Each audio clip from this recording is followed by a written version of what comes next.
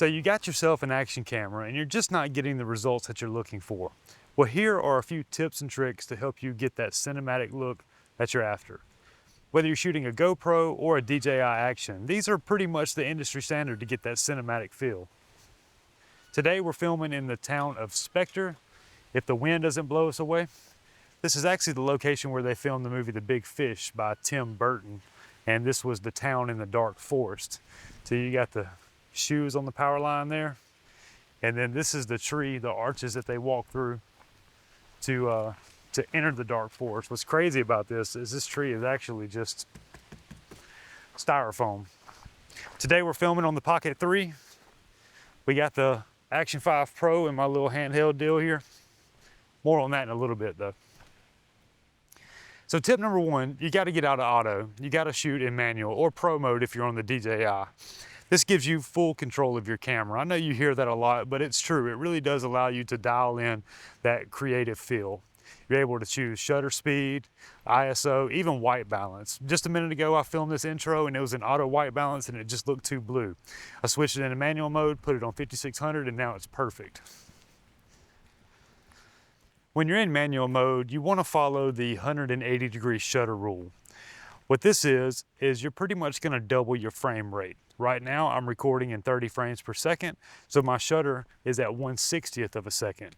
If you're shooting at 60 frames per second, you're going to go at 120, 200, 240, 1/240th for 120 frames per second, so on. If you want to be 24 frames per second, you'll shoot at 1/50. Now, what this does is it gives you that natural motion blur. See how my hand's waving here and it just looks natural, the blur? Well, the way in automatic mode that they adjust for your exposure is they either increase or decrease your shutter speed. So on a bright sunny day, they're gonna have the shutter cranked all the way up and it's gonna be jittery if you're trying to get that smooth cinematic B-roll. The downside to shooting in a 180-degree shutter, especially outdoors midday, is you're gonna be overexposed more likely than not. And the way you combat this is with neutral density filters. Now there's several different styles, several different makes, models, all that. They all pretty much follow the same rule, is they're measured in stops. So with a kit for DJI cameras or GoPro, it's probably gonna be anywhere from 8 to 16 to 32 in your kit. Some kits like Freewell go all the way up to 1,000. Now to me, I feel like that's a little overkill and it's just a way for them to charge more for the kit. Me personally, I like these from DJI. It's just a 3-piece kit. It was $60. It's got ND 8, 32, and 64, and that's plenty to get the footage that you're looking for. Another reason I like these from DJI so much, besides being more affordable, is they literally just slip over the existing lens of the Action 5 Pro. When you start taking this off, you start losing the waterproofing and the weather sealing, and I just rather keep that sealed up tight. So that just slips right over. This here is an ND 8 and it works perfect for outdoors 60 frames per second. Look at this. These are literally just empty shells.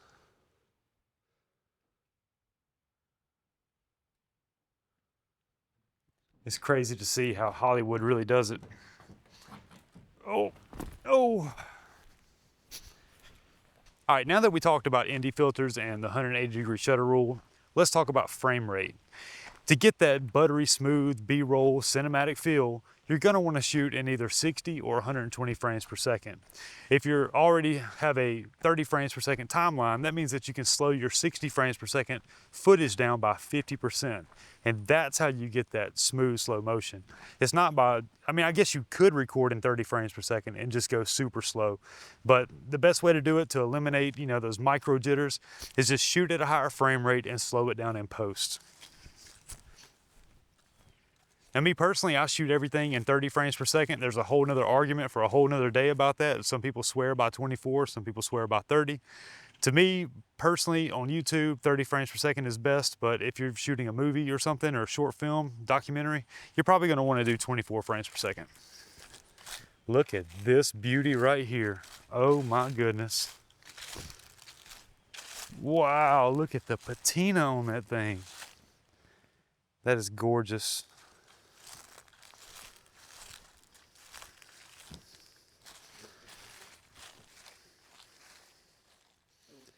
Wow. Yep, that's gorgeous. Tell me, am I weird for liking stuff like that? I think it's beautiful. Okay, real quick before I get some B-roll of this trailer right here, this is a little hack that I use, especially when using the Pocket. You see this little handheld thing? It was super cheap. I think I got it on B&H for like 10 bucks. And you can fit several different types of cameras on it. It's adjustable. You can use it as a top handle, whatever you want to do. I like it for this because sometimes it's hard to hold that little bitty camera and lock your elbows in and get like a real steady shot. So by using this, I'm able to lock my elbows in, hold on, and just get stable footage. I know that the stabilization is great on these things, but this is a nice little hack for I don't know, for holding on a little better.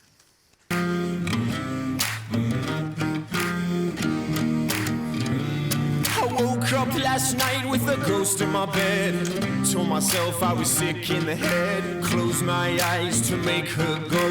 Opened them wide, she was inching close. I wanna get to know you, but I don't play hide and seek.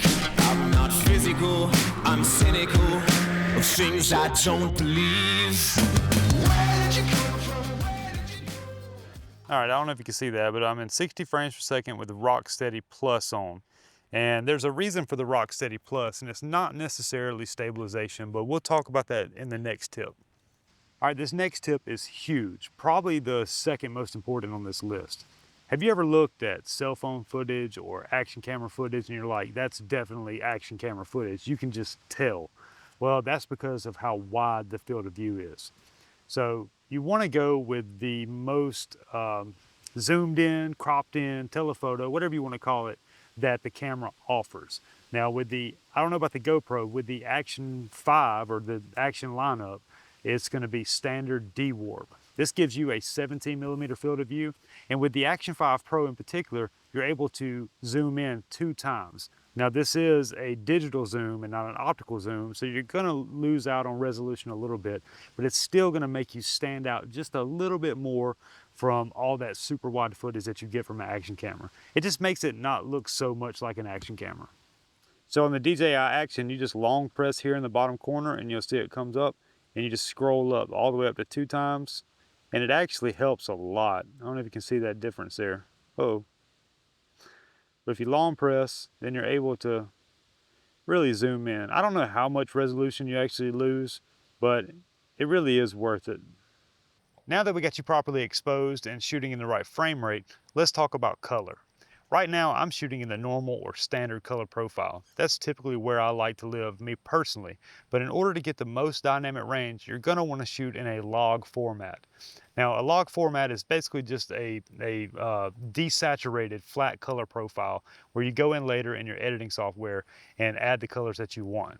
You can go to either GoPro or DJI official website and download what's called a conversion LUT. Now what this does is it converts for you from the log flat color profile into normal color profile in your editing software. The DJI Action also has what's called HLG, which is hybrid log gamma. And this is just another way to get the most dynamic range and adjust the colors to your liking. While we're talking about color, we might as well go and bring up white balance. Now, most cameras today are pretty good about choosing the right white balance when in auto. And 90% of the time, I'm in auto white balance, but sometimes the camera just gets it wrong. For example, when I first started recording the intro earlier, I was in auto white balance, and it was at like 4100. It was way too cool for me. So I set it to 5600 because I'm out in daylight, which is daylight balance, and it warmed it up enough to where it looks natural now. Also, somebody decided to start blowing leaves, so I'm gonna move to another location.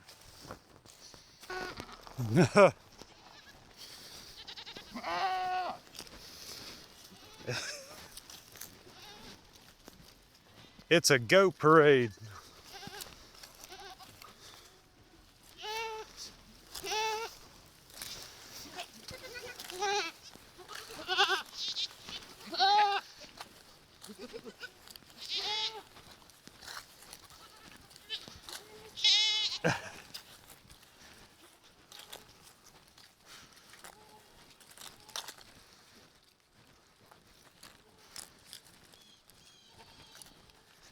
Never seen so many goats. What are y'all doing?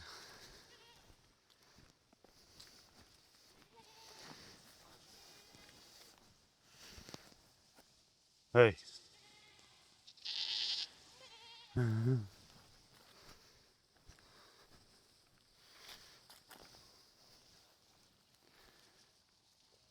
Hey. All right, to wrap it all up, I saved the best for last, and it has to be by far sound effects and music. Now, there's several different platforms out there, and whichever one you use doesn't really matter to me. I've used them all, and they're all great. But as of recently, I've been using audio.com. And audio has a feature that just really saves me a lot of time. It's not sponsored. I am an affiliate. There is an affiliate link below, but this is not a sponsored ad read or anything. I genuinely like it. See, I have a hard time picking audio, but not because the music is bad, but because I literally like every single song. So I just sit there and just listen to every one of them, and I can't ever make a decision. So what audio has done is they have something called Link Match AI. And what you can do is take any song from Spotify or even YouTube music, copy the link, put it into Link Match AI, and it will give you similar songs to the ones that you picked from Spotify or YouTube, wherever. That saves me so much time because there are tons of songs and tons of music that I absolutely love and would love to use them in videos, but I can't because of copyright. So with audio, I just find something that sounds similar, and I'm not gonna lie, sometimes it misses, but most of the time it's pretty daggone close. They also are probably one of the most affordable for several different reasons. One is because they have a promo code right now for 70% off, and that is also going to be in the description. Promo code SAVE70 by clicking the link in the description. Anyway, they offer a lifetime membership. No other software company is doing that. Lifetime. But if you go with the Audio Pro and use the promo code below, then you get an entire year of Audio Pro for $59.95. None of the others can compete with that. There's literally thousands of songs and sound effects to choose from. And I think rather than just sit here and talk about it, I think it's best that I show you. So we'll take it back to the studio and then I'll show you there. All right, so we made it back to the studio. What do y'all think about that goat parade? Pretty wild stuff. I've never seen anything like that before. Let me know in the comments what you think. So we got audio.com pulled up. I've already logged in and everything. I just wanted to run through how easy it is to kind of look for the song that you had in mind. And earlier I said that it's so hard for me to pick music because I just sit there and listen to literally every one of them. And I would use every song if I could. But they've done a really good job of breaking it down into different categories.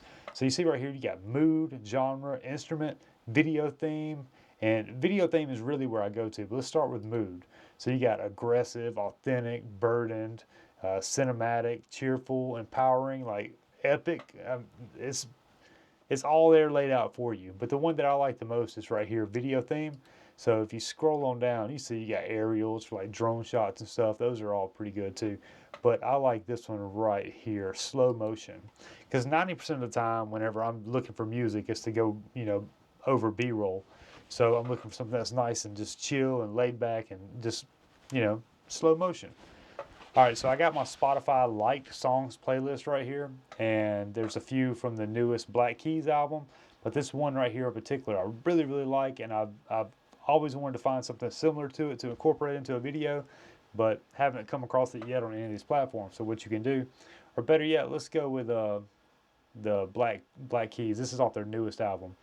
Fire album, by the way. This one right here. I like this one a lot, and I think this is the one that I used to get the two that I just got for this video. But let's share it. We'll copy that song link, and then we'll come over here to Link Match AI, and we will paste that link and hit search. And it's going to generate songs, or it's going to populate songs that are similar to that Black Keys song. All right, so I got my Spotify like songs playlist here, and at the top, this song right here is so good. Y'all need to check it out. I wish I could play it for you right now. Not gonna do it, but you got a few of them from the Black Keys newest album. Those are all bangers as well. But this one, I literally run to this playlist every night. It's so good. But this one from the Black Keys, it's really good, and I like that style of music, and I've been trying to find something that I can incorporate into my videos that is similar to that. but I haven't had any luck yet. But the good thing about audio is they've got link match AI. And so you go here to share and you copy song link, and then we'll come in here to link match AI. We'll click on that, and then we'll copy the link right here, and watch this. It will literally populate songs that are similar to that song. It's so awesome. And it actually introduced me to the songs that I have picked for this video here. That's exactly how I found it, was by like bringing up the Black Keys and then looking for something similar. So I think that guy was the Jennings Couch. Let's go with this one right here. Tell me that doesn't sound like some Black Keys right there. That's good, man. I woke up last night with a ghost in my Yeah. bed. Told myself I Yeah, it's awesome stuff, man. I'm sorry my chair's squeaking too, by the way. I know I probably don't have to say this, but I'm going to anyway. As good as the microphones are on these cameras, I mean, they have excellent built-in audio with great wind and noise reduction. You still should be using external microphones. Now, it doesn't matter if you use the DJI Mic 2 when pairing it with the DJI Action, or if you're just using the Rode Video Micro on the GoPro. It's still going to get you better sound quality than what you can get with the built-in microphones. I just want y'all to know that I was originally trying to record this on the R6 Mark II, but it just didn't feel right talking about getting cinematic footage out of an action camera and not record this on the Pocket 3. All right, well, that's going to do it for this one. I really do appreciate each and every one of y'all. Be sure to check out the affiliate links below the like button, and let me know in the comments you shoot with the GoPro or the DJI Action series. I really am curious. Consider subscribing if you haven't already, and as always, take care of yourselves. You know you deserve it. I'm Donnie B, and we'll see you on the next one. Peace. Ow.